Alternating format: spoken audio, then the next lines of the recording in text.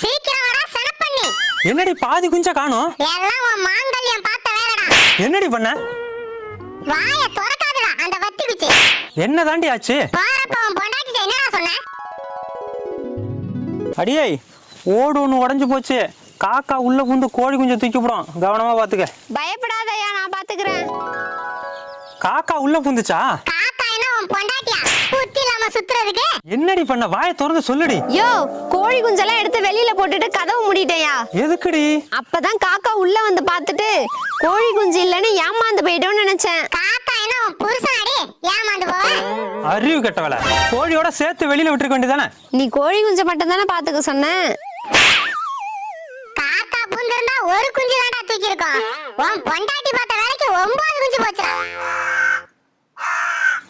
காக்கா என்னடி சொல்லுது? காக்கா கா கான்னு சொல்லிட்டு போய் என்னடா முறைக்கிற?